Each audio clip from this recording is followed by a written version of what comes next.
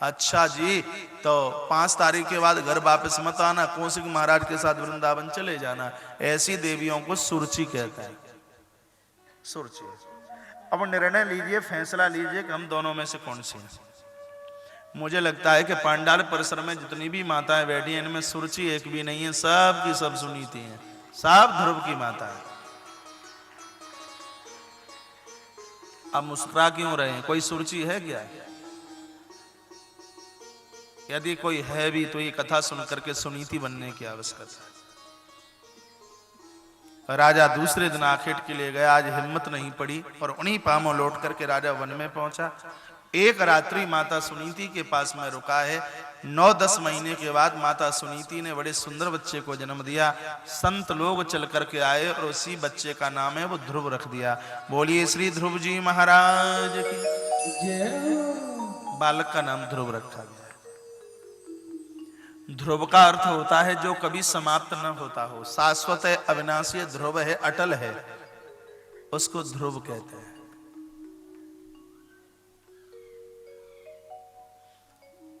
संतों ने माता सुनीति को कहा, देवी हम तुम्हारे ऊपर अतिशय प्रसन्न हैं, वरदान मांगिए। जो भक्त होते हैं वो अपने लिए कभी कुछ मांगते ही नहीं। आप मंदिर में माताओं बैठती हो, पूजन पाठ करती हो, कभी अपने लिए मांगना मत। बच्चों के लिए मांगना, बूढ़े सासू ससुर के लिए मांगना, पति के लिए मांगना, इनके लिए आप मांगोगे तो तुम्हें तो बिना मांगे अपने आप ही मिल जाएगा। बूढ़े सास ससुर के लिए भी मांगना, इनकी खोपड़ी में लोभ बहुत ज्यादा भरा हुआ है, जितना कमाया है छाती पर कस के लेके जाना है। उनकी भी बुद्धि में सुधार आए प्रभु के मंदिर में बोलिए।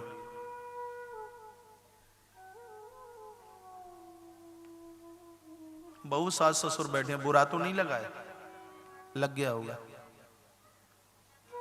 आप भी पूजा में से उठे तो बहुओं के लिए कुछ मांगे, आप इनको भी मांगे, आप इनके लिए मांगे कि जो बहू मेरे घर में आई है ये बूढ़े सासू ससुर को माँ और बाबूजी का ही दर्जा दे। आप भी मांगिए, बच्चों के लिए मांगिए, पति के लिए मांगिए, इनके उत्थान के लिए कामना कीजिए। आपका उद्धार, आत्म कल्याण तो अपने आप ही हो जाएगा। माता सुनीति ने अपने लिए नहीं मांगा, क्या कहा कि मेरी भी एक बहन है सुरची और उसकी कोख खाली है, गुरुजी आप कृपा कर दीजिए उसके उदर से एक बच्चे का जन्म हो जाए। संतों ने कहा ऐसा ही होगा। समय आने पर सुरची ने एक बेटे को जन्म दिया और इसी बच्चे का नाम उत्तम रख दिया गया। उत्तम, उत्तम का अर्थ होता है उदाह प्लस तम बराबर उत्तम। हिंदी साहित्य में उत्तम का अर्थ होता है बहुत अच्छा, लेकिन संस्कृत में उत्तम का अर्थ होता है बहुत घटिया। उत्तम की हम संधि विच्छेद करें, इसलिए तो कहा जाता है कि बिना व्याकरण की कथा चलती नहीं। व्याकरण के बिना कथा नहीं चलती। 4 कीर्तन करा के कहानी कहने भागवत की कथा पूरी नहीं हो सकती। इसमें एक एक सूत्र लगाना पड़े व्याकरण का। उत्तम, उदाह प्लस तम बराबर उत्तम। उद नाम परमात्मा का है, तम नाम अंधकार का है। परमात्मा के रास्ते में जिसके जीवन में अंधकार भरा पड़ा है उस जीव को उत्तम कहते हैं। देसी भाषा में समझ लीजिए, मुंह में राम बगल में छुरी। जो मुंह पर सबकी बड़ाई और पीछे से चुगली, ऐसे लोग बड़े खतरनाक है, पॉइजन से ज्यादा खतरनाक, जहर से भी ज्यादा जहरीले हैं। इनसे भगवान बचाए। अपनों की बड़ाई मुंह पर नहीं, अपनों की बड़ाई पीछे की जाती है। जो अपनों की बड़ाई मुंह पर करते हैं वो लीपापोती कर रहे हैं, वो चापलूसी कर रहे हैं। ऐसे लोगों से कृपया सावधान। अपनों का पता लगता है, पीछे से बड़ाई, पीछे से प्रशंसा करें। तो उत्तम वो है जिसकी जिंदगी में अंधकार के अलावा और कुछ भी नहीं है। बच्चे का जन्म हुआ, एक महलों में पल रहा है और एक वन में पल रहा है। दोनों के संस्कार को, संस्कारों का अंतर देखिए। जो वन में पाला गया वो क्या बना और जो महलों में पला और उसका क्या हुआ। संत महापुरुष चले गए और दोनों बच्चे बड़े हो रहे हैं। एक माता सुनीति की झोंपड़ी में है और एक राजघराने में है। बालक ध्रुव छोटे से बड़ा हुआ और एक दिन ये खेलता खेलता बाल मित्रों के साथ अयोध्या के गलियारे से निकला और दिव्य चमचमाता हुआ राजा जिस सिंहासन पर बैठा था, बालक ध्रुव का आगमन वहीं हुआ। इसने पहले इस राजा को कभी देखा नहीं। पूछा अपने मित्रों को कि ये कौन है राजा। मित्रों ने कहा भैया तुम्हें नहीं पता, ये तो तुम्हारे पिताजी हैं। ध्रुव ने कहा मेरे पिताजी जीवित हैं? मेरी माता ने तो मुझे आज तक नहीं बताया कि अयोध्या के राजा और मेरे पिता हैं। शब्द सुनते ही ध्रुव ने दौड़ लगाई, कहा पिताजी मैं तुम्हारा लाल हूं और तुम्हारी गोद में बैठना चाहता हूं, मुझे गले से लगाइए। उत्तानपाद राजा ने मुड़कर के देखा तो नासिका से नासिका मिली, कपोल से कपोल मिले। समझ गए कोई और नहीं, सुनीति का बेटा मेरा लाल है। और पुत्र को गोद में बिठाने के लिए राजा ने जैसे ही अपने हाथों को आगे के लिए बढ़ाया तो बगल में बैठी हुई बड़ी खतरनाक सुरची डांट करके कहती है तपसा राज्यम पुरुषम तस्सई वानुग्रहण में। अरे बालक खबरदार, सावधान, इस गोद और गद्दी पर बैठने का अधिकार तुझे नहीं है। ये सुरची बोली। कथा की असलियत क्या है? उत्तानपाद जीव है और ध्रुव विवेक है, ध्रुव सत्य है, ध्रुव प्रकाश है। इस सत्य को गोद में बिठाने के लिए जीव ने अपना हाथ आगे के लिए बढ़ाया, लेकिन सुरुचि है तामसी वृत्ति, भोग वृत्ति। इस भोग वृत्ति ने डांट लगाई है कि हे ज्ञान, तू इस गोद में बैठने का अधिकारी नहीं है। हर जीवात्मा ज्ञान को, प्रकाश को, सत्य को गोद में बिठाना चाहता है, लेकिन ये तामसी वृत्ति बैठने दे तब तो है। इसने डांट लगा दी, कहा तपसा राध्य ही पुरुषम तस्सई वानुग्रहण।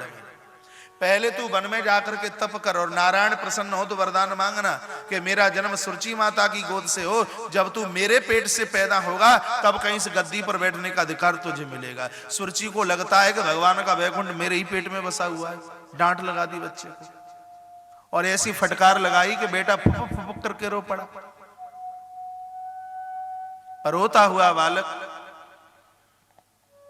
सीधे अपनी माता सुनीति के पास पहुंचा है, चरणों में गिर पड़ा। माता सुनीति ने पूर्व में बच्चे को ऐसे कभी रोते देखा नहीं। बच्चों को डांट सहन नहीं होती, थोड़ी सी डांट लगाइए फुलफुला करके रो पड़ता है। बालक ध्रुव की आंख के आंसू बंद होते नहीं। माता ने कंठ से लगाया और कहा बेटा ध्रुव क्या बात है? बालक ध्रुव ने कहा मां मैं तो ये पूछना चाहता हूं, ऐसा क्या कारण बना कि पिताजी ने तुम्हें राजघराने से बाहर किया? और तुम्हें बताना पड़ेगा, इन लोगों को मैं सबक सिखाऊंगा कि इतनी हिम्मत, इतनी ताकत है किसकी जो ध्रुव की माता सुनीति को राजघराने से अलग कर दे। और माता तूने मुझे आज तक नहीं बताया कि मेरे पिता उत्तानपाद जीवित हैं। मैं अपने पिता की गोद में बैठने के लिए गया और पिता मुझे गोद में बिठाना चाहते थे। बगल में बैठी हुई कोई बीमाता और जिसने मुझे डांट लगाई कि तू इस गोद में बैठने का अधिकारी नहीं है, पहले जाकर तू वन में तप कर और जब नारायण प्रसन्न हो जाए तो वरदान मांगना कि मेरे उधर से तू जन्म ले, तब इस गोद पर और गद्दी पर बैठने का अधिकार तुझे मिलेगा। मैं पूछना चाहता हूं कि वो कौन स्त्री है जिसकी इतनी बड़ी हिम्मत, जिसने मुझे डांट लगाई है? और पिता देखते रहे और कुछ बोल नहीं पाए। मां मैं पूछना चाहता हूं कि तुझे राजघराने से बाहर क्यों किया गया? लेकिन धन्य है वो माता सुनीति। माता सुनीति ने अपने पुत्र को एक भी बार नहीं कहा कि राजघराने में मेरा अपमान हुआ है। बात को असलियत में समझना। ये कथा कहती है कि देवरानी के द्वारा अपमान हो, जेठानी के द्वारा अपमान हो, सासु ससुर के द्वारा अपमान हो, घर में किसी भी प्रकार से अपमान हो तो ये बात अपने बच्चों को मत बताना। बच्चों के सामने कभी लड़ना मत, नहीं तो उसका असर बच्चों के ऊपर होता है। देवरानी जेठानी बेटी के बीच में लड़े और बिटिया जाए ससुराल तो वो बिना लड़े मानेगी, सोचेगी मम्मी बड़ी मम्मी दोनों के बीच में झगड़ा होता तो जरा मैं भी देवरानी की चोटी पकड़ करके आंगन में घुमा दूं, क्योंकि मैंने तो अपने घर में यही देखा है। जिन परिवार में कभी झगड़ा नहीं हुआ ऐसी बेटी ससुराल पहुंचती हैं और उनको कुछ कह दिया जाता है तो आंसू पी करके रह जाती हैं और सोचती हैं जहां मेरी मम्मी और चाची में कभी तू मैं नहीं हुई, मैं सुन लूंगी लेकिन किसी को जवाब नहीं दूंगी। उसका असर महाराज संतान के ऊपर पड़ता है। बच्चों के सामने कभी लड़ना नहीं है, बच्चों के सामने कभी झगड़ना नहीं है, और घर में किसी ने कुछ कह भी दिया है तो कभी बच्चों को आकर के बताना नहीं है। माता सुनीति का चरित्र यही तो बोलता है। माता सुनीति ने कहा बेटा मेरा किसी ने अपमान नहीं किया, मेरा तो सब तरह से सम्मान है। संत दर्शन का मन करता था इसलिए घर छोड़ करके मैं वेड़ जंगल वन में चली आई। और सुरुचि ने तुम्हें जो कहा है कि तू गोद पर बैठने का अधिकारी तब होगा, तू वन में जाकर के तब कर, तो माता सुरुचि ने सच ही तो कहा है। बेटा अयोध्या की गद्दी का ये सौभाग्य है कि राजा वन में जाके तब करता है तभी वो इस गद्दी पर बैठने का अधिकारी होता है। ये अयोध्या का नियम है। लोग माता कैकेयी को दोष देते हैं, कहते हैं कैकेयी ने बुरा किया, राम के लिए वनवास मांगा। इंदौर की व्यासपीठ से मैं निवेदन करता हूं, राम कथा में तो बहुत लंबे प्रसंग में सुनाता हूं, माता कैकेयी ने राम के ऊपर ही नहीं इस दुनिया के ऊपर बहुत बड़ा उपकार किया है। माता कैकेयी यदि राम के लिए बुरा करती तो वनवास 14 वर्ष के लिए नहीं, वनवास जिंदगी भर के लिए मांग लेती। 14 वर्ष के लिए माता कैकेयी राम के लिए वनवास मांगती है तो उसका एक संकेत है। कहना चाहती है राम ये वासना 14 स्थान पर है, 5 ज्ञानेंद्रिय 5 कर्मेंद्रिय, कितना हो गया 10, और 4 चतुष्टय अंतःकरण। चतुष्टय अंतःकरण क्या है? मन बुद्धि चित्त और अहंकार। ये 4 उस 10 में जोड़िए, कितना हो गया 14। तू माता कैकेयी कहना चाहती है बेटा ये वासना 14 स्थान पर है, 14 वर्ष की तपस्या करके जब तक 14 स्थान से वासना को न हटाया जाए तब तक धरती पर राम राज्य की स्थापना हो ही नहीं सकती। ऐसा विचार करते हुए माता कैकेयी ने राम के लिए वनवास मांगा। कहा पुत्र जब तक राजा तप नहीं करेगा तब तक वो अयोध्या की गद्दी का मालिक हो ही नहीं सकता। और ये नियम है, अरे गद्दी का राज्य अभिषेक तो व्रत के लिए मांग लिया और व्रत उस गद्दी पर नहीं बैठ पाए, क्यों? क्योंकि अयोध्या का नियम में पहले राजा वन में तप करे और तप करने के बाद में फिर वो गद्दी का अधिकारी बने। आज भी हिंदुस्तान की गद्दी पर बैठने वाले मिनिस्टर मंत्रियों को, इन नेताओं को कह दिया जाए कि जिनको भारत की गद्दी पर बैठना है पहले 2 वर्ष जाकर के वन में तप करे, भगवान की साधना करे, परमात्मा का भजन करे, सेवा का भाव स्वीकार करे। ये अयोध्या का शासन, ये हिंदुस्तान का नियम। और ऐसा राजा अपने जीवन में कभी गलती फिर नहीं कर सकता। उस नियम को अपनाया नहीं गया, इसलिए वर्तमान समय में जो हो रहा है जो हिंदुस्तान के भविष्य के विपरीत है। आज ये धरती माता रो रही है। आज भी इस धरती माता को किसी छत्रपति शिवाजी की जरूरत है। आज भी धरती माता को, भारत माता को आज भी किसी लक्ष्मीबाई की आवश्यकता है। आज भी इस माता को किसी खुदीराम बोस की आवश्यकता है। आज भी माता खोज रही है, कहां है बोस सुभाष, कहां है आजाद भगत सिंह। आज माता ढूंढ रही है, मां को ढूंढने से नहीं मिल रहा। व्यासपीठ से माताओं को मैं निवेदन करना चाहूंगा, आपके बच्चे भगवान के भक्त हैं, बहुत अच्छी बात है। अपने बच्चों को ये सीख दीजिए, अपने बच्चों को ये संस्कार दीजिए। परमात्मा के भक्त बनने से पहले आपके बच्चे भारत माता के भक्त बने। हिंदुस्तान की धरती पर हमारा जन्म नहीं होता तो रामकृष्ण के बारे में हम और आप कुछ भी नहीं समझ पाते। ईश्वर से ज्यादा स्नेह प्रेम इस राष्ट्र को कीजिए, हिंदुस्तान की धरती से कीजिए, हिंदुस्तान की संपत्ति से कीजिए, हिंदुस्तान के खजाने को अपना खजाना समझिए।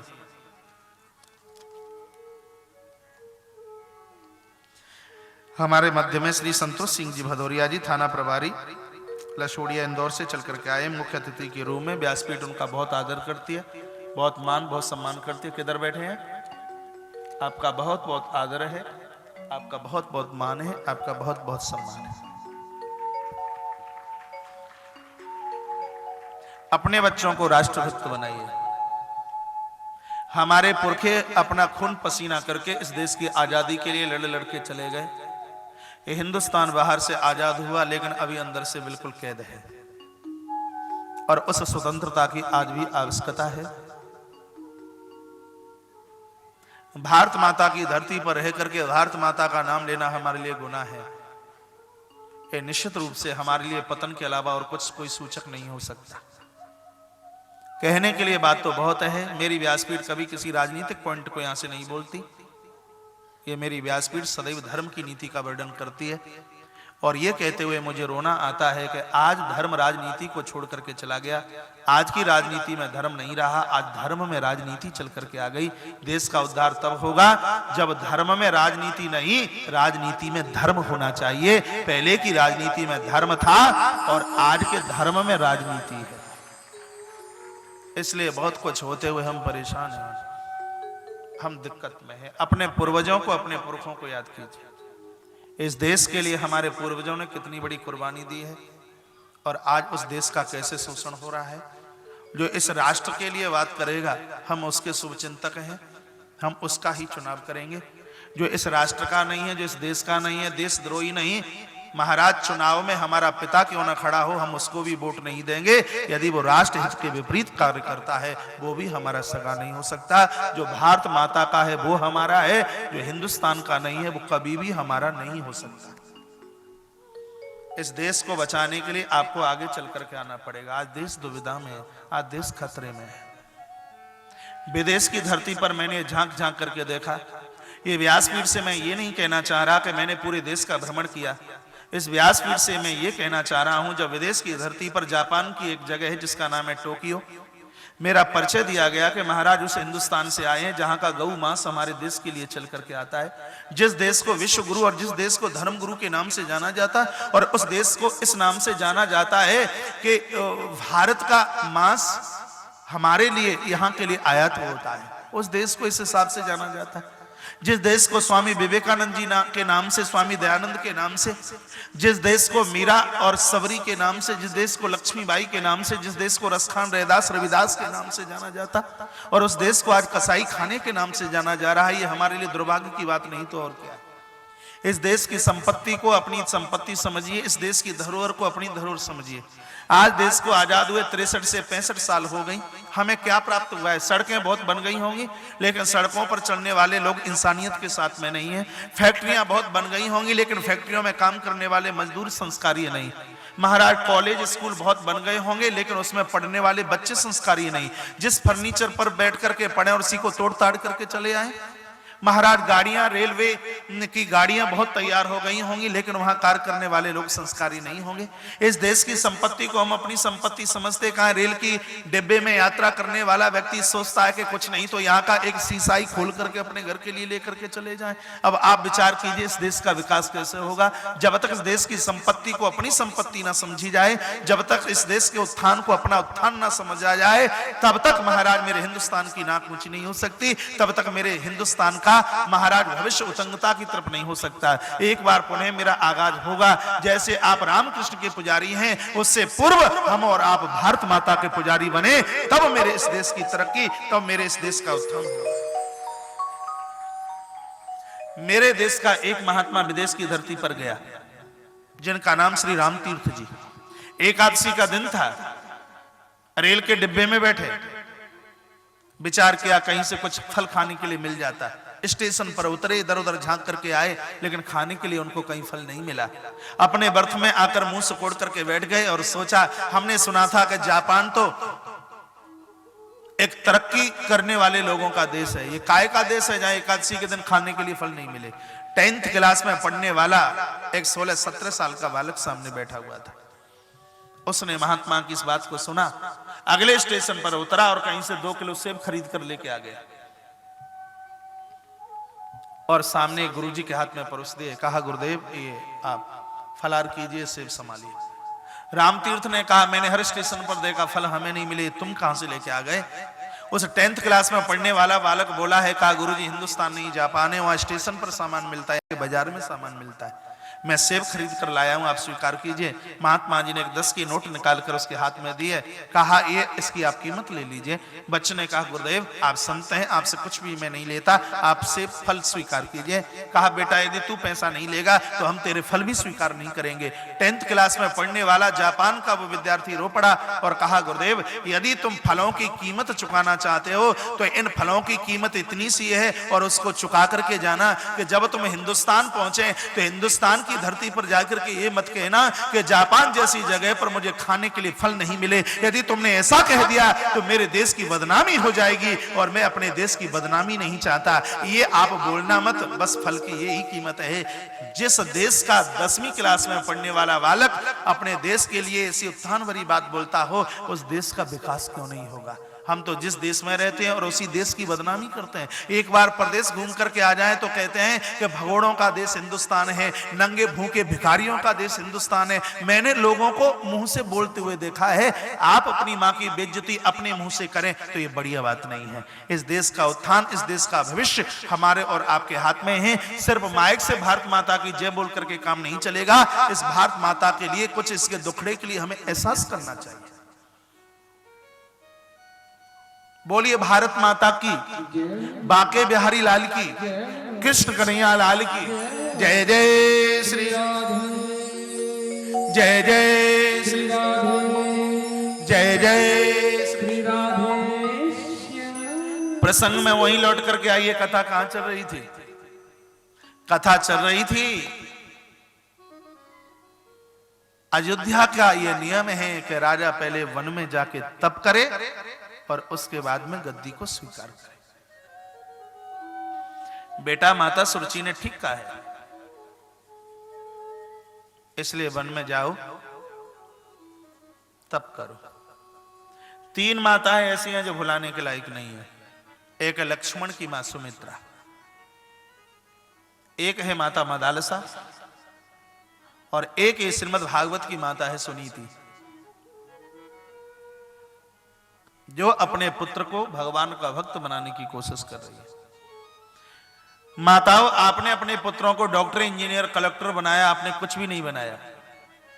और जिन माताओं ने अपने पुत्रों को भगवान का भक्त बना दिया, कुछ बनाने के लिए बकाया ही नहीं बचा। इस जगत में मां मां कहलाने की अधिकारिणी वो है जो अपने पुत्रों को भगवान का परम भक्त बना दे, राष्ट्र जनेता बना दे। रामचरितमानस अयोध्या कांड दोहा नंबर 74 के नीचे की पहली दूसरी चौपाई। पुत्रवान माता कौन है? सुमित्रा बता रही। संसार की हर मां को रामायण की चौपाई याद होनी चाहिए। खुद याद कीजिए, बहुओं को याद कराइए और बेटियों को याद कराइए। आज हम कथा में ये सुन के आए, अयोध्या कांड दोहा नंबर 74 और उसके नीचे की चौपाई है। पुत्रवती जुवती जग सोई, पुत्रवती जुवती। हेलो, आवाज कम कीजिए।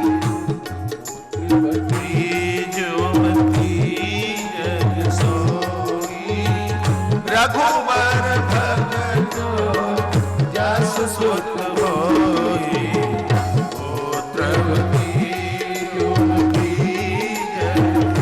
अनु अनु स्वर चेंज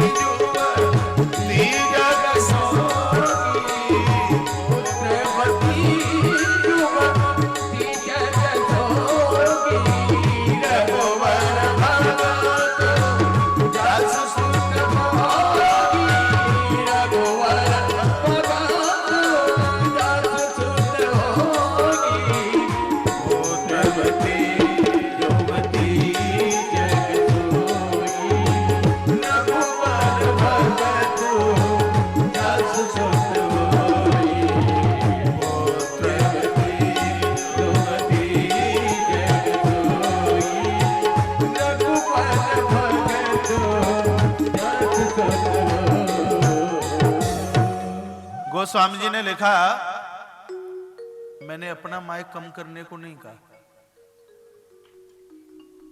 पुत्रवती जुवती जग सोई, रघुवर भगतु जासु सुत होई। वॉल्यूम खोलिए, हल्का ट्रेवल, हल्का बेस। रघुवर भगतु जासु सुत होई, जिसका पुत्र भगवान का भगत है वो ही माता धरती पर मां कहलाने के अधिकार है। माता सुनीति ने आज पुत्र को विदाई दी है। कहा, बेटा मां सुरुचि को प्रणाम जरूर करना। ध्रुव चले हैं, सबसे पहले पिता उत्तानपाद को वंदन प्रणाम किया है। वासना का कीड़ा बनता हुआ राजा, इसने ध्रुव को एक भी बार रोकने की कोशिश नहीं की। पत्थर जैसे हृदय वाली सुरुचि, माता से सरल इस दुनिया में कोई नहीं है, और अपने पर आ जाए तो माता से कठोर भी इस जगत में कोई नहीं है। दूसरा, फूल से भी हल्की है, वज्र से भी कठोर है। सुरुचि को प्रणाम किया। सुरुचि ने एक भी बार ध्रुव को रोका नहीं। बालक ध्रुव रोता रोता चला गया।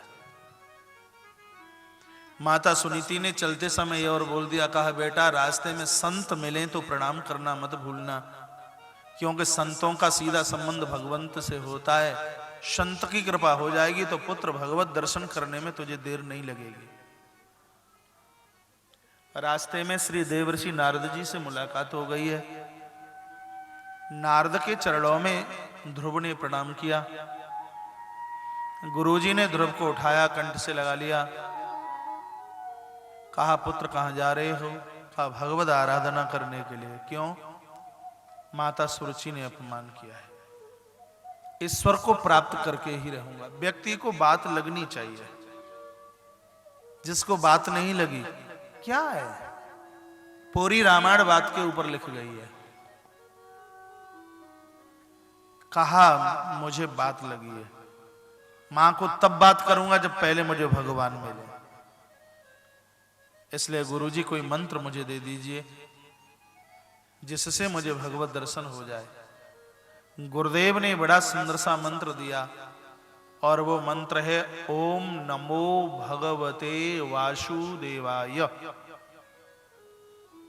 गुरु मंत्र में जिन्हें ये मंत्र मिला हो बहुत बढ़िया बात है। मंत्रों का राजा है, मंत्र राज। अग्नि पुराण में इस मंत्र का बहुत विस्तार से वर्णन किया। इसको द्वादश अक्षर मंत्र बोलते हैं। मनु जी महाराज माता शत्रुपा ने 23,000 वर्ष तक इसी मंत्र का जप किया। द्वादश अक्षर मंत्र है। ये मंत्र दे दिया। कहा पुत्र इस मंत्र का जप करना। का स्थान बताइए? का मथुरा के पास में जगह है मधुवन, वहां अनुष्ठान करना। आप कभी अनुष्ठान करें, जप करें, भजन करें तो संतों से पूछ करके कीजिए। व्रत भी करें तो महात्माओं को, गुरुजनों को, ब्राह्मणों को पूछ के कीजिए। जैसे एकादशी कल की है और आपको पता है कि एकादशी कल की है, अपनी तरफ से मत कीजिए। टेलीफोन कीजिए, गुरुजनों को पूछिए, संतों को पूछिए, मंदिर के पुजारी को पूछिए कि एकादशी कब की है। वो कहें तब व्रत कीजिए। मान लिया जाए कि आपने दशमी में व्रत कर लिया या आपने द्वादशी में व्रत कर लिया, संत गुरुजनों को पूछ करके आपने व्रत किया है तो दशमी और द्वादशी में किया गया व्रत भी अपने आप में एकादशी के रूप में ही है। हमें पता होता है कि एकादशी कल की है, फिर भी हम अपने आचार्यों को पूछ के व्रत करते हैं। बताइए एकादशी कब की है? तो व्रत करें, अनुष्ठान करें, आप महापुरुषों को पूछ करके कीजिए। तो ध्रुव ने स्थान पूछा का मथुरा के पास मधुवन नाम की जगह है। कभी आप मथुरा जाएं तो स्थान आज भी है जिसको ध्रुव टीला के नाम से जाना जाता है।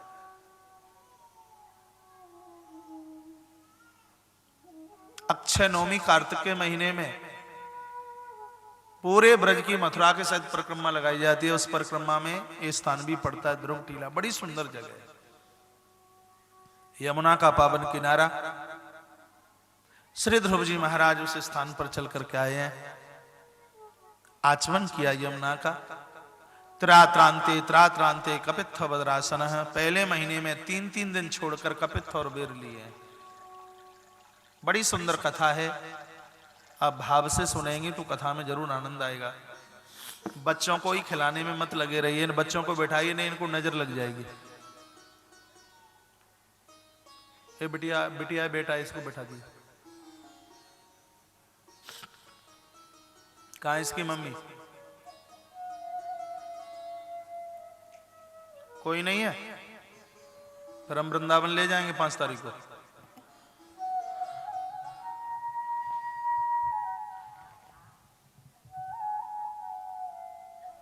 त्रात्रांते कपित्थ वज्रासन। 3-3 दिन छोड़ करके कपित्थ और बेर लिए। पहला महीना निकला, दूसरा महीना। द्वितीयम चान्यान मासम। षष्ठे अरब को दिने।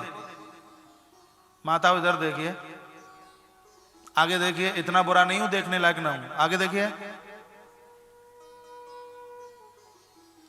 दूसरे महीने में 6-6 दिन के अंतराल में सूखे पत्ते लिए, उसको भी छोड़ दिया। तृतीयम चान्यान मासम नवमे हनि। तीसरे महीने में 9 दिन के अंतर में जल के ऊपर जो बुदबुदा सा होता है, तीसरा महीना उससे निकाल दिया। चतुर्थमपि यान मासम। चौथे महीने में बालक ध्रुव, उसको भी छोड़कर सिर्फ वायु का भक्षण 5वें महीने में श्री ध्रुव एक पाम के ऊपर, एक चरण के ऊपर खड़े हो गए। पंचमो मासुयाम प्राप्तो, 5वें महीने में प्राणवायु को रोक दिया। इंद्र घबरा गया, सिंहासन के बोल्ट ढीले हो गए। इंद्र बड़ा डरपोक है, कोई भजन करे इसको लगता है कि मेरी गद्दी छिन गई। सो देवताओं को साथ में लिया और सीधे भगवान नारायण के पास पहुंचना हुआ। का नैवम विदामो भगवन प्राण रोधम चराचरस्याखिल सत्व धामना। भगवान प्राण वायु रुकी है, हम बड़े संकट में हैं, रक्षा कीजिए। परमात्मा ने ध्यान किया और देवताओं को कहा कि उत्तानपाद का छोटा सा बेटा ध्रुव मुझे प्राप्त करना चाहता है, अभी मैं उसको दर्शन दूंगा और तुम सब अपने अपने घर के लिए प्रस्थान कर जाइए। देवताओं ने प्रस्थान किया। गरुण पर आरोहित होते हुए भगवान श्री नारायण देव मधुवन नाम की जगह पर आके प्रकट हो गए।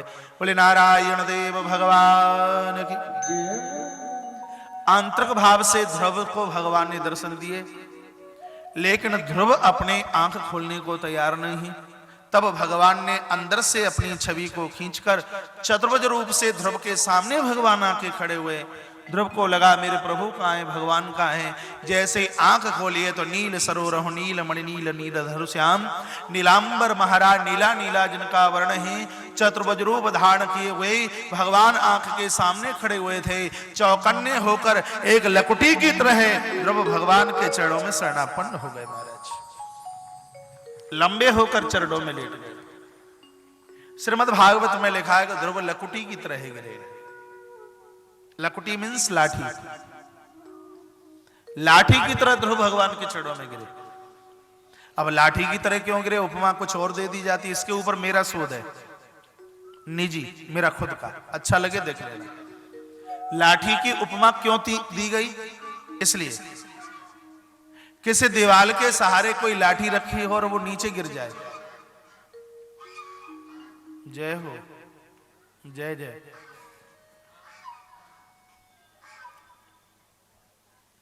तो लाठी में इतनी ताकत नहीं है वो अपने आप खड़ी हो जाए। लाठी कब खड़ी होगी, जब कोई दूसरा खड़ा करेगा तब, और कोई दूसरा खड़ा ना करे तो लाठी हमेशा के लिए नीचे गिर गई।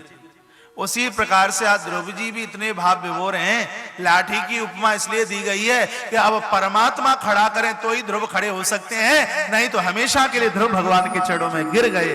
इसलिए लाठी की उपमा दी गई, लाठी की तरह ध्रुव भगवान के चरणों में। ताली कमजोर बजी है, बात कम समझ में आई है तो रामायण के अयोध्या कांड में चित्रकूट में जैसे भरत भगवान को प्रणाम करते हैं, वहां भी लकुटी की उपमा दी गई है। और रामायण की चौपाई याद कीजिए, जब जब मंदिर में आप जाएं और भगवान को प्रणाम करें, गुरुजनों को प्रणाम करें, माँ बाबूजी को प्रणाम करें, तो रामायण की चौपाई जरूर बोलिए। जो ध्रुव जी प्रणाम कर रहे हैं, गोस्वामी जी ने उस समय चौपाई गाई है। पाही नाथ कहि पाही गुसाई, पाही नाथ कहि पाही गुसाई,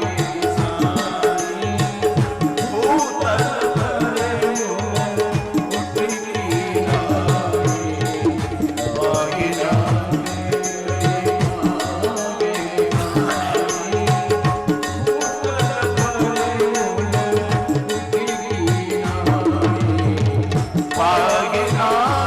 गुसाई, भूतल भरे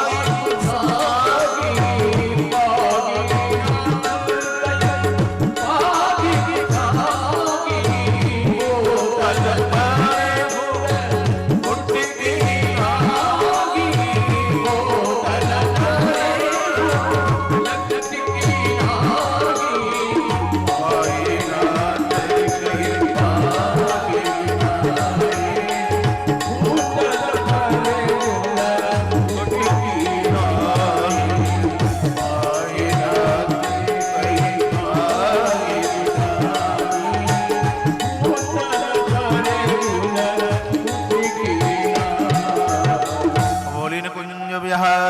सरकार की जय जय श्री जय जय श्री जय जय श्री राधे। थोड़ी सी आवाज बढ़ाइए। पाय नाथ कहि पाए गोसाई, भूतल परे हु लकुट की नाई। जैसे श्री भरत ने वंदन प्रणाम किया,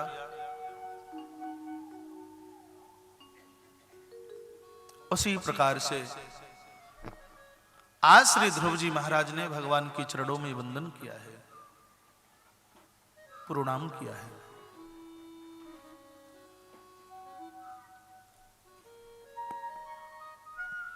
भगवान ने ध्रुव को उठाया, अंक से लगाया और गोद में बिठाया। कहा पुत्रो वरदान मांगो। ध्रुव की आंखें भर आई। कहा भगवान पढ़ा लिखा नहीं हूं, कुछ आता जाता नहीं है, नहीं आपकी स्तुति जरूर करता। भगवान श्रीमन नारायण ने एक शंख ध्रुव के कपोल से लगाया तो ध्रुव की वाणी खुल गई। बड़ा सुंदर श्लोक लिखा है। जिनके बच्चे तुतले हों, बोल ना पाते हों, बोलते भी हैं तो कहना चाहते हैं रोटी और निकलता है लोती, श्रीमद् भागवत का बड़ा सिद्ध मंत्र है।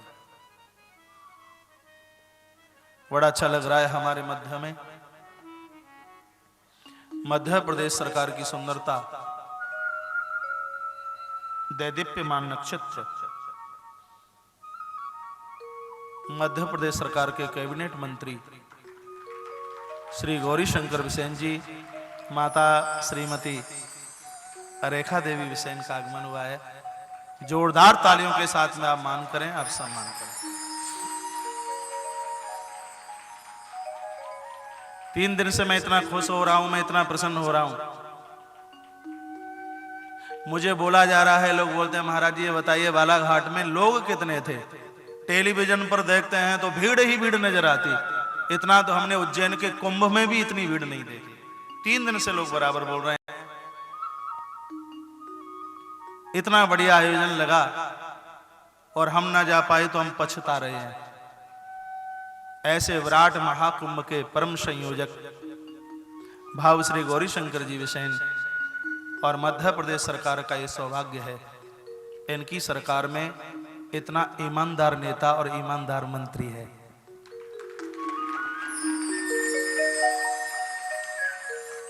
आप जितनी भी तालियां बजा लोगे उतनी कम है।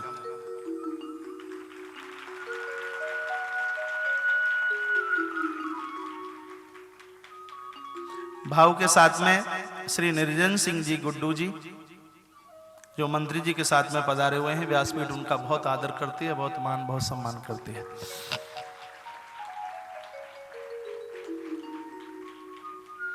दोपहर की बेला से पूर्व मेरे टेलीफोन पर चर्चा हुई रेखा माता से। मैया ने कहा गुरुजी का फोन है। मंत्री जी को मेरी बात हुई। कहा गुरुजी इस समय आप कहाँ हैं? मैंने कहा इंदौर में। 12-1 बजे तक तो मेरा कुछ कार्य है और मैं शाम तक भगवान की कथा में आकर के हाजिरी लगाता हूं। और मैं इंतजार कर रहा था और बहुत बढ़िया लग रहा है, बहुत अच्छा लग रहा है। और मैं इसलिए भी ज्यादा खुश हूं कि हमारे 11 करोड़ पार्थिव शिवलिंग के महासंकल्प को पूरा करने में श्री बिसेन जी का एक बहुत बड़ा योगदान है। उसकी बड़ाई और प्रशंसा के लिए मेरे पास में शब्द नहीं है। और ये मध्य प्रदेश सरकार के ही गौरव नहीं, ये तो पूरे हिंदुस्तान की गवर्नमेंट के गौरव है। इनकी राजनीति में धर्म नीति है, इनकी राजनीति में समर्पण है, इनकी राजनीति में अपनत्व है, इनकी राजनीति में ईमानदारी है, इनकी राजनीति में गरीबों को कंठ से लगाया जाता है। बालाघाट में मैं 3 महीने रह के आया हूं। इनकी राजनीति में अमीरों का उतना सम्मान नहीं है जितना कि गरीबों का सम्मान है। 1 लाख लोगों का डेली का भंडारा और उससे भी ज्यादा होगा।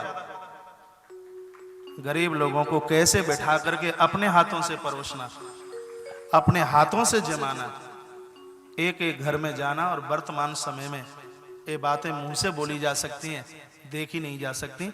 व्यासपीठ से मैं बोल रहा हूं, ये मैंने देखा है तब मैं यहां से बोल रहा हूं। तो व्यासपीठ से बिसेन जी का बहुत बहुत आदर है, बहुत बहुत मान है, बहुत बहुत सम्मान है। परमात्मा के चरणों में ये मैं प्रार्थना करता हूं आपके जीवन की हर अमावस्या पूर्णमासी के रूप में बदल जाए। प्रभु के चरणों में मेरी प्रार्थना।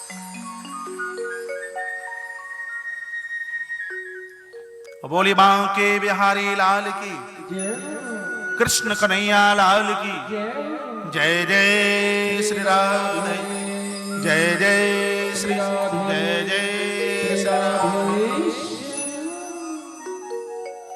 ध्रुव ने भगवान की बड़ी सुंदर स्तुति की।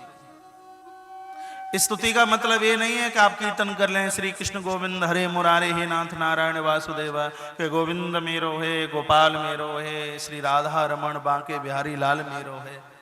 स्तुति का मतलब इतना नहीं है। स्तुति का मतलब है कि आप वाणी से मीठा बोलें, जिसको बोलें वो आपका हो जाए, उसको स्तुति कहते हैं। जहां वाणी में मधुरता होती है, मधुरभाषता होती है, तो वो शब्द अपने एक स्तुति का रूप धारण कर लेते हैं। मीठा बोलिए, अच्छा बोलिए, बढ़िया बोलिए। ये जरूरी नहीं है जो ज्यादा शहद पीते हो वो ही मीठा बोल सकते हो। ये जरूरी नहीं है लोग ज्यादा गुड़ और चीनी खाते हो वो मीठा बोल सकते हो। नहीं, कड़ुए करेला खाने वाले लोग भी बहुत मीठा बोलते हैं। अंदर से, नाभि से निकला हुआ शब्द मधुरभाषी होता है, मिठासता के साथ में भरा हुआ होता है। तो ध्रुव की स्तुति प्रेम भरी शब्दांजलि है। शब्द पुष्प सामने वाले के चरणों में चढ़ाए। भगवान गदगद हो गए, कहा वरम्ब्रु ही वरदान मांगिए। ध्रुव ने कहा भगवान आओ, आप आ गए, अब और क्या चाहिए हमें, बस कुछ नहीं चाहता, आपने बहुत बड़ी कृपा की है। ध्रुव की आंखें भर आई। भगवान भी रो पड़े और भगवान नारायण ने कहा बेटा तुम्हें अयोध्या की गद्दी का 36,000 वर्ष तक उपयोग करना है। संपत्ति का उपभोग नहीं, संपत्ति का उपयोग होना चाहिए। धर्म के ऊपर, राष्ट्र हित में, गरीबों की सेवा में जो पैसा खर्च किया गया है वो संपत्ति का उपभोग नहीं, वो संपत्ति का उपयोग है। ग्रंथ में लिखा है कि जिन्होंने संपत्ति का उपयोग किया है वो कुबेर के भंडार के भी मालिक होते हैं। जिन्होंने संपत्ति का उपभोग किया है महाराज, अपनी दौलत भी उनके हाथों से निकल जाती है। भगवान श्री ध्रुव के ऊपर कृपा करते हुए वहां से अप्रकट अंतर्ध्यान हुए हैं। ध्रुव ने प्रस्थान किया अपने घर के लिए। देवर्षि नारद ने सूचना राजा उत्तानपाद को दी है। उत्तानपाद अपने पुत्र को लेने के लिए रास्ते में पहुंचा। सुने, थोड़ा सा ध्यान दें। माता सुनीति को पता चला कि मेरा लाला आ रहा है। ये भी गदगद हो गई कि मेरा दूध आज धन धन हो गया, कृत हो गया। वो भी अपने पुत्र को लेने के लिए दौड़ पड़ी है। सुने, राजा उत्तानपाद ने दौड़ती हुई सुनीति को देखा। हथनी से नीचे उतर के राजा आया और रानी के चरणों में साष्टांग होकर प्रणाम किया। आप कहोगे एक पति पत्नी के चरणों में कैसे प्रणाम कर सकता है? तो सुनीति को सिर्फ स्त्री मत मानिए, ये शास्त्र की नीति है। जब तक शास्त्र की नीति को हम प्रणाम बंदन नहीं करेंगे तब तक सत्य रूपी ध्रुव से हमारी और आपकी मुलाकात नहीं हो सकती। जो कोई ये कहे कि मैं सत्य का आचरण करूं और सत्य का साथ दूं और सत्य का साथ लूं, तो उन्हें शास्त्रों की नीति का सम्मान करना ही पड़ेगा, मान करना ही पड़ेगा। जिन्होंने शास्त्रों का सम्मान नहीं किया महाराज, सत्य कभी भी उनका साथ नहीं दे सकता।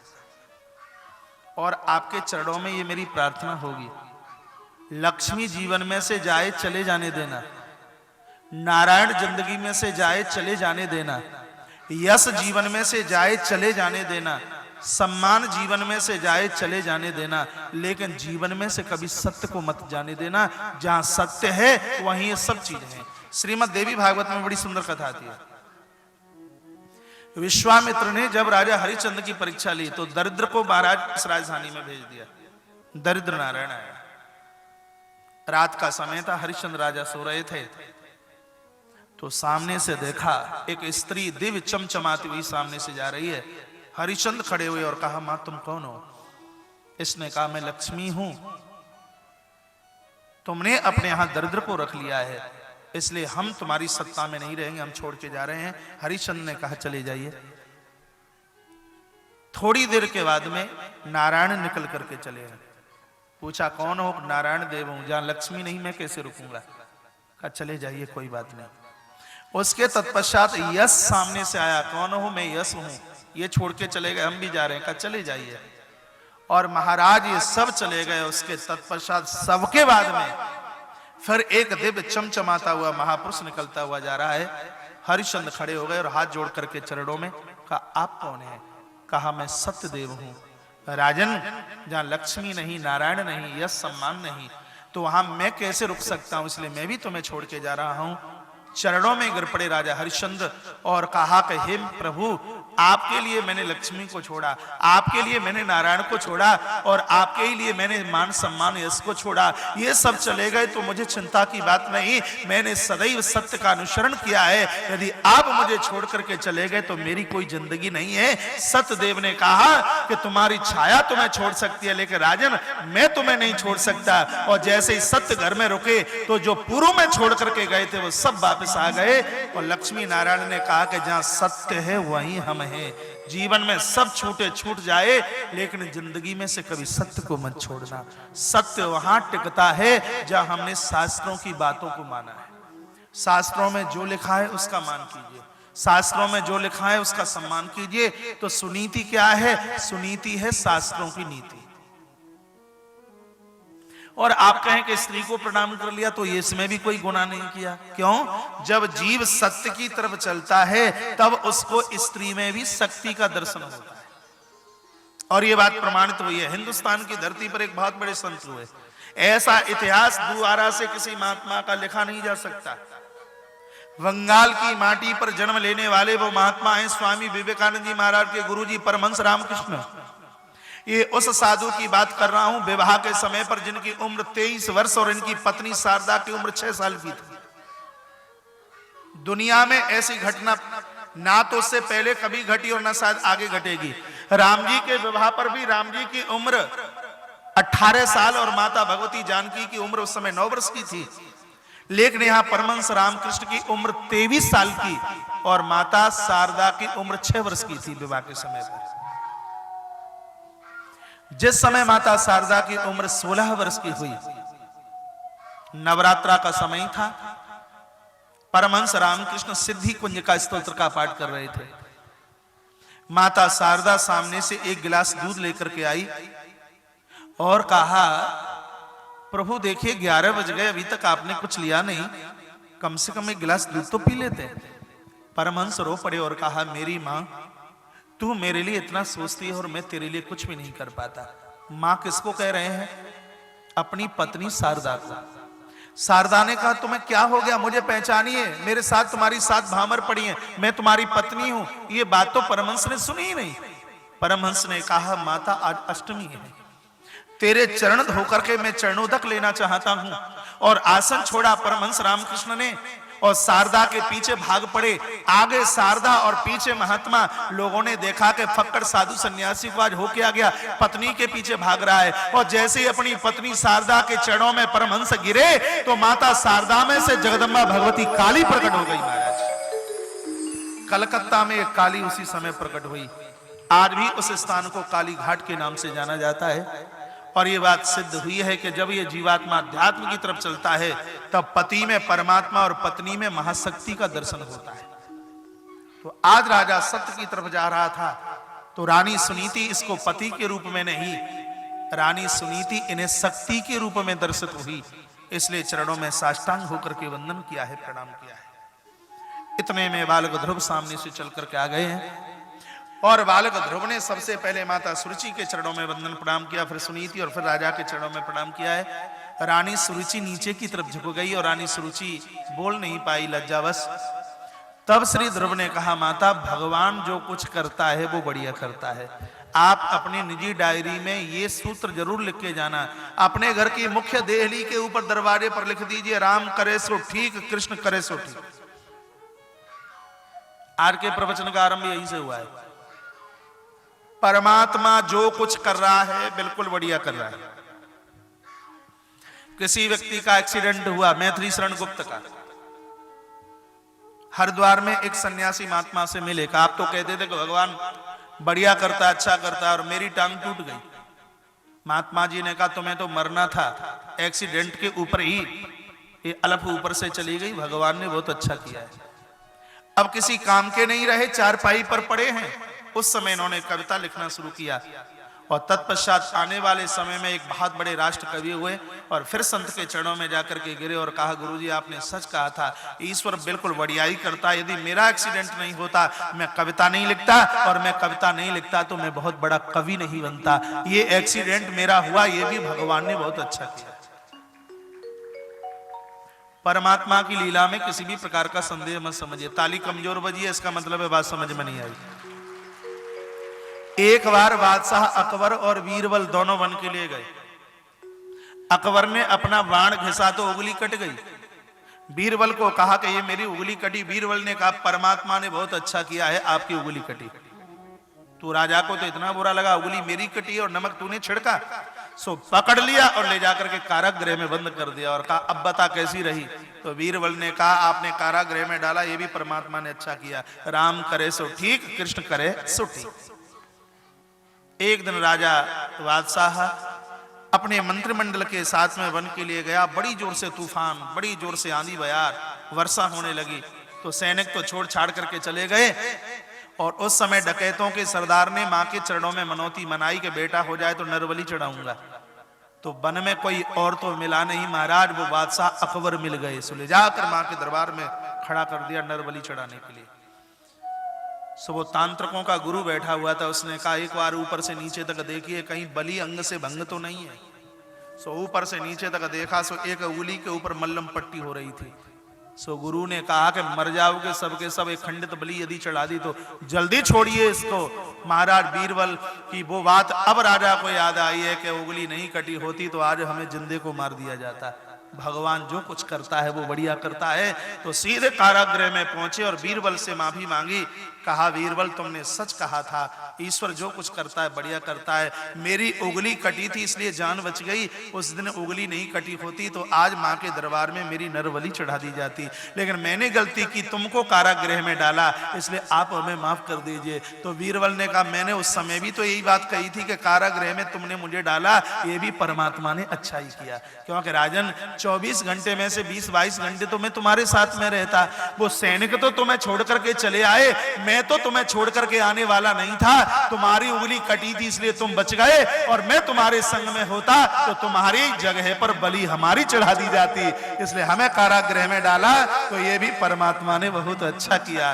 राम करे सो ठीक, कृष्ण करे सो ठीक। बस यही ज्ञान की परिभाषा है।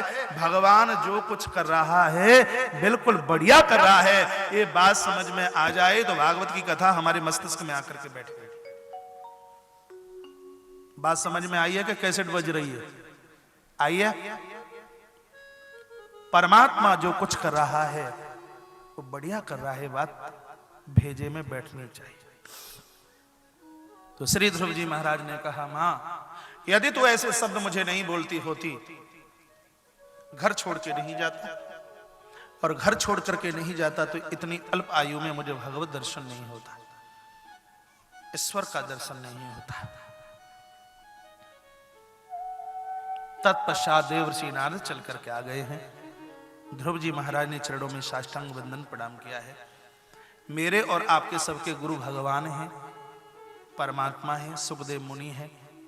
एक बार आप सब ईश्वर को अपना गुरु मानते हुए उनके चरणों में वंदन कीजिए, उनके चरणों में प्रणाम कीजिए और कहिए एक प्रेम की गंगा बहती है गुरुदेव आपके चरणों में। सबके गुरु भगवान है, मेरे भी और आपके भी। दोनों हाथ यूं करते हुए तालियों के साथ एक प्रेम की गंगा बहती है गुरुदेव आपके चरणों में। एक प्रेम की गंगा बहती है फल मिलता है सबकी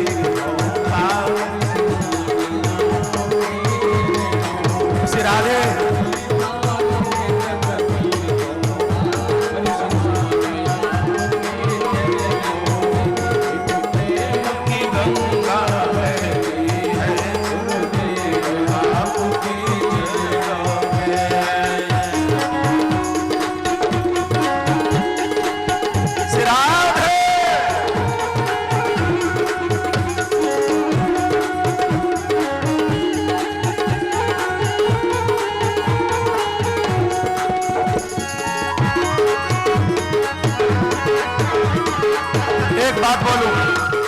बात, ये कथा संस्कार चैनल के माध्यम से रिकॉर्ड की जा रही है और 7 मार्च से 10 बजे से लेकर के 2 बजे तक इसका प्रसारण होगा। तो तालियां बजाने में कंसाई मत करना। 7 तारीख से इस कथा का प्रसारण है संस्कार चैनल पर। तो ताली बजाते बजाते आप अपने आप को खुद देखोगे तो बड़ी प्रसन्नता होगी। दोनों हाथ ऊपर उठाइए।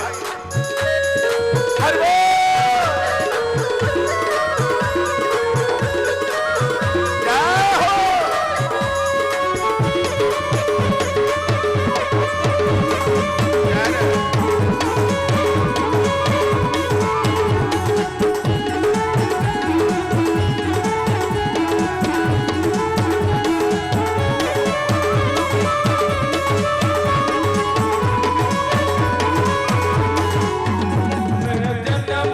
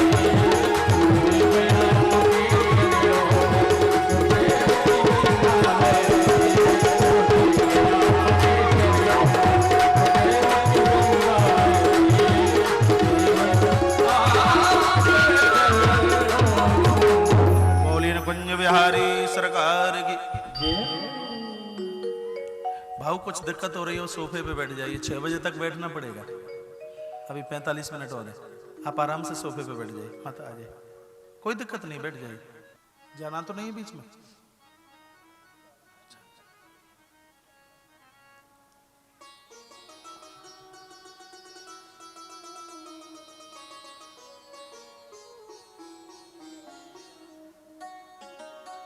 गद्दी का मालिक श्री ध्रुव को बनाया गया, पिताजी वन के लिए प्रस्थान कर गए। सुखदेव स्वामी कहते हैं परीक्षित, उत्तम और यक्षों का युद्ध हुआ जिसमें उत्तम मारा गया। ध्रुव को पता चला निरपराध भाव से यक्षों का वध कर दिया गया। परीक्षित ने पूछा, गुरुदेव भगवान के दर्शन के बाद तो क्रोध नहीं रहना चाहिए, और ध्रुव को ईश्वर का दर्शन हुआ और फिर भी क्रोध नहीं गया। क्रोध बड़ा खतरनाक है। संतों ने कहा कि क्रोध व्यक्ति को बेहोश करके मानव से दानव बना देता है।